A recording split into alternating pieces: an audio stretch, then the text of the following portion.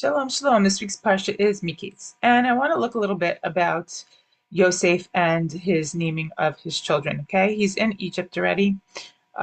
He had already been called to Paro. He interpreted the dreams. Paro already made him the viceroy. He's the second in command. The only person on top of him is Paro. He's having a good life now. It's the 7 years of plenty, and during these 7 years of plenty, where he has everything possible that a person can dream of in the richest country, um, every all the trappings, and he's the only one he has to answer to is Paro. So he's like a hot shot there. So it's like fame, fortune, wife, and now he's having two children. And he calls them Menashe and Ephraim. And the Pesukim give us explanation of why he called his sons Menashe and Ephraim. And the first one, it says he called him Menashe. It says, Ki nashani Elokim et Amalai ve'et kol beit avi. And the English interprets it as that God had made me forget my hardship and my father's household. And then the next child he calls Ephraim, and it gives us the reason because Ki Hefrani Elokim Be'eretz Ani, which is interpreted here as God has made me fruitful in the land of my suffering. And I thought this was a little contradictory when I read it, because first with the child Menashe, he says that God had made me forget my suffering. And then it's with Ephraim, it says God has made me fruitful in the land of my suffering. So what is it? Did he forget his suffering? Then why is he calling it suffering again when he has a second child, fruitful land of my suffering? So maybe look at the words a little closer, and not rely so much on interpretation, which is always a big error. At this word nashani, that God has made me forget. Now, the root of the word nashani is lishon, really, which means to sleep. So I see why it's forget, because he has put it, so to speak, to rest, meaning it's not alive, it's not active in his memory. But I think that the deeper meaning here, especially trying to understand the next pasuk and the naming of Ephraim, is that it was put to rest at that moment when he had his first child. He's married his first child, Menashe. He's going to have a family of his own.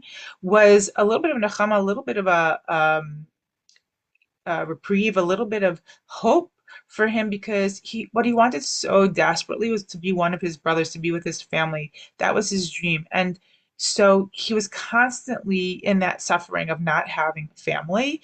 And so now he has a wife and he has his first child, a piece of his own family. And that gave him a temporary relief for the family that he missed so much, from his family, from his father's home, as it says. So he could rejoice right now in having some family of his own.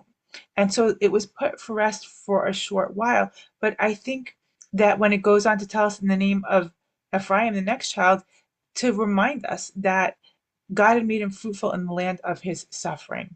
He was still suffering because Egypt was not his land and these were not his people. And even though he was blessed to have a wife and two beautiful children that he loved so much, that was a great blessing, but it's never a replacement for the family back home that he still craved and he still missed, and he was still suffering the loss of not being in Israel, not being in the land that God had promised to his fathers, and not being with his family that he grew up with. And that was still suffering from him. And I think that this is like a lesson for us. It's something we can all really also relate to, is that sometimes we have things that deeply pain us, deeply pain us. And sometimes great things can happen. And yes, we have a little bit of reprieve of that hurt that's deep within us, but it'll never replace it. Things have to be worked on or worked out or worked through.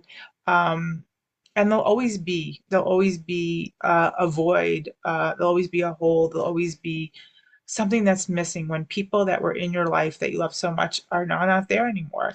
And it can't ever be pushed aside by new things. And people that, I think for us also, when we try to comfort other people, have to understand that and not say so much, oh, well, focus on your blessing.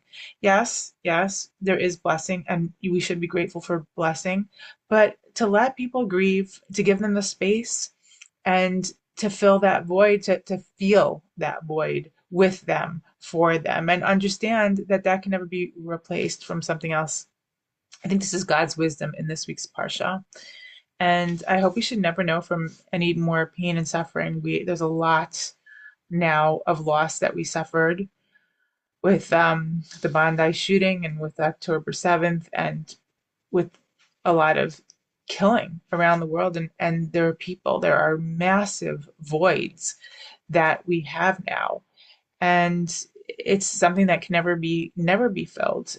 And I hope that we can work through it, have connections, have people there, and to be there for people, and always just come together and keep strong and keep our nation thriving, because only together can Am Yisrael Chai. Shabbat Shalom. Oh, and Hanukkah Sameach.